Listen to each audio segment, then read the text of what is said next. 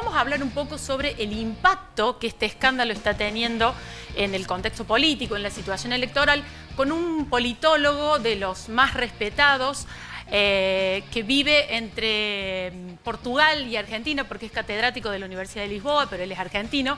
Hablamos de Andrés Malamud. Hola Andrés, buenas noches, estamos en comunicación con Zoom con vos y queremos saber tu primera impresión de esto que yo decía.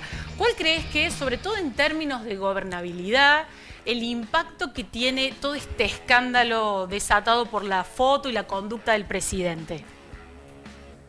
Hola Flor. Tiene tres impactos en diferentes dimensiones. El primero es electoral. Todavía no sabemos cómo va a impactar esto sobre los candidatos oficialistas. Pero si la gente se enoja mucho, se desencanta, puede sufrir todo el sistema político, todo el sistema democrático. Esto depende de qué es lo que haga la oposición a partir de ahora.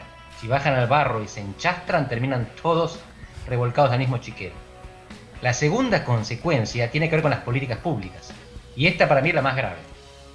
Porque el gobierno le pide a la gente que se confine, que entre en cuarentena, cuando viene un virus al que todavía no podemos parar porque la vacunación viene lenta. ¿Con qué cara le van a pedir a la gente que si llega la variante Delta se queden en casa, cuando el presidente está de fiesta? Esto significa que si la gente no obedece al que gobierna, porque no le cree, porque no es ejemplar, porque no cumple él mismo la ley, va a violarla la gente. Entonces nos vamos a enfermar más y nos vamos a morir más. Va a haber muertos causados por la inconsecuencia del gobernante. Y el tercer impacto ya es de más largo plazo. ¿Cómo se gobierna los próximos 2 años este presidente que demostró que no tiene palabra? Que tiene que seguir emitiendo decretos, enviando proyectos al Congreso, con muy bajos niveles de credibilidad. Te doy la respuesta. Hay una manera de gobernar así, con crecimiento económico. Si no llega el crecimiento económico, va a estar muy complicado el periodo que viene hasta 2023. Andrés, buenas noches. Tomo la primera de las tres variantes que tomabas para analizar la foto. Y el domingo hubo elecciones en Salta y hubo 2 datos que quería compartir con vos y que los analizaras. Por un lado, la baja participación, algo que se viene dando en otras elecciones. En Río Cuarto, por ejemplo, el año pasado se votó y votó el 50% del padrón en pandemia. Y además hubo casi un 13% de votos en blanco en Salta, elecciones provinciales. ¿Para dónde crees que podría salir el descontento a partir de lo que pasó con la foto y la credibilidad del presidente y de todo el círculo político? Vos tiraste los 2 datos claves, Federico. Primero, la baja participación. Río Cuarto fue el primer caso el año pasado, Misiones, Jujuy y ahora Salta este año. Y en todos hay menos participación que antes de la pandemia. Esto es normal. Esto no es grave. En todo el mundo, la votación en pandemia siempre tiene menos participación electoral que en tiempos normales. Y aún así, aún bajando del 70% al 60% de participación, sigue siendo relativamente alto, sobre todo para elecciones que no son las más importantes, no estamos votando presidente ni gobernador. El voto en blanco es un poco más preocupante, porque es más novedoso, en la elección de Salta y se da en medio de estos escándalos, y porque es alto, fue el 12%, ¿verdad? Salieron terceros los votos en blanco. De nuevo, esto no es gravísimo. Que la gente vaya a votar, demuestre interés en participar y castigue a toda la dirigencia política votando en blanco es una señal, pero no es una ruptura democrática, es un aviso. Lo importante es saber qué hace la dirigencia con ese aviso. Si lo escucha o sigue como si nada. Todavía estamos a tiempo de corregir, pero hace falta corregir.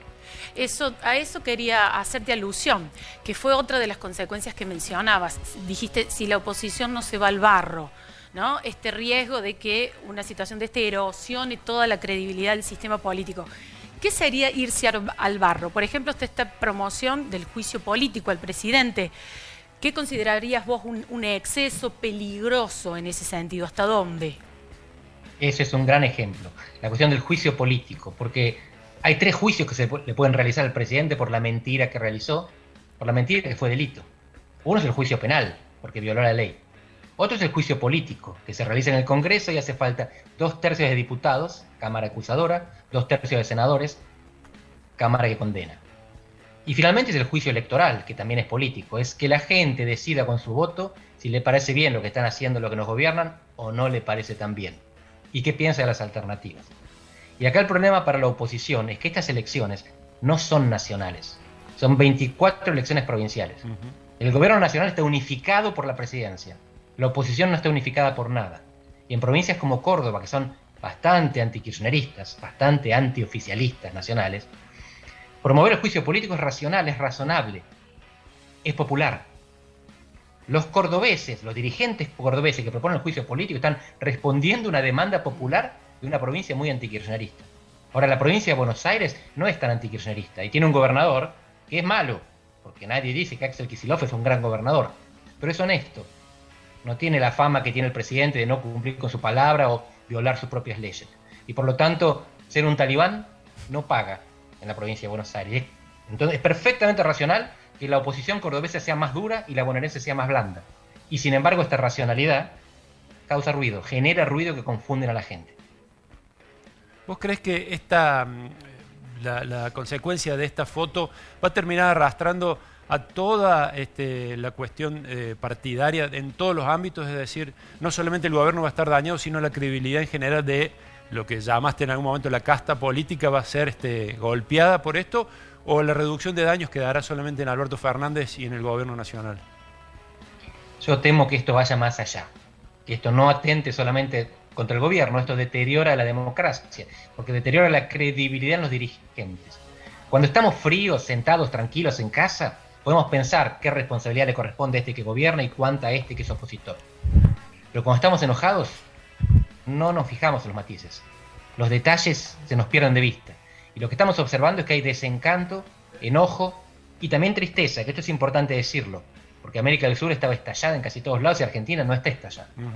En parte no está estallada porque la tristeza predomina sobre la rabia. Pero son dos sensaciones que a veces confunden el panorama y es difícil distinguir. Por eso es importante que la oposición se distinga, se diferencie. Y eso no lo hace con riña de gallos, lo hace con moderación. Pregunto sobre eso. Esa tristeza es un poco la transversalidad que está teniendo la foto, digamos, donde hasta incluso sectores afines al gobierno también están indignados, han mostrado su rechazo. Es como una cuestión que va más allá de las simpatías políticas y eso también es algo novedoso. Así es. Ministros de la provincia de Buenos Aires salieron a despegarse de esto. Y no lo hacen porque sean más moralistas que el presidente. Lo hacen porque su base electoral les reclama eso, porque hay decepción dentro de los apoyantes del gobierno. Siguiendo las redes sociales, uno conoce quién es quién, y se da cuenta de cómo sufrieron esto los kirchneristas honestos. Hay muchos que piensan que esto es un oxímoron, pero hay militantes realmente convencidos de que este gobierno es popular y es mejor que el anterior. Y el gobierno popular demostró que vive en el privilegio, en la burbuja, que ni siquiera se da cuenta de lo que hizo mal, que primero lo niega durante un año, después le echa la culpa a la mujer y finalmente se golpea el pecho diciendo no, fui yo y me hago cargo y pido disculpas, pero pide disculpas a los gritos y criticando a los demás. ¿Qué disculpa es esa? Todo este ruido dentro de la coalición gobernante demuestra que estos sentimientos generados por la foto son transversales. Fue un puente sobre la grieta. Alberto Fernández consiguió unir a la mayoría de los argentinos en el repudio hacia el privilegio que él encarna. Ante esa situación tan compleja de los posibles impactos de eso, ¿es posible saber si el oficialismo pierde votos por esto? ¿A dónde van a ir esos votos? ¿Si necesariamente van a la principal oposición o no? ¿O fugan a otras zonas del peronismo, como un Randazzo, por ejemplo? Esta es la pregunta clave y depende de lo que haga la oposición. En la oposición están Juntos por el Cambio, como se llama en cada provincia, que es la oposición clásica, la mayor coalición en frente del gobierno. Después está la tercera vía o la ancha avenida del medio, que nunca fue muy ancha, ¿verdad? Y finalmente están los candidatos en los extremos, la izquierda tradicional argentina y los candidatos pintorescos, como Javier Milei en la capital. Pero además está el voto en blanco y la abstención, quedarse en casa. Hay muchas opciones para que esté enojado, muchas opciones. Y es difícil pensar que se van a concentrar en un candidato, en una decisión. Por lo tanto, lo que vamos a ver al principio, las encuestas están empezando a medir, es dispersión de las estrategias electorales en función del enojo.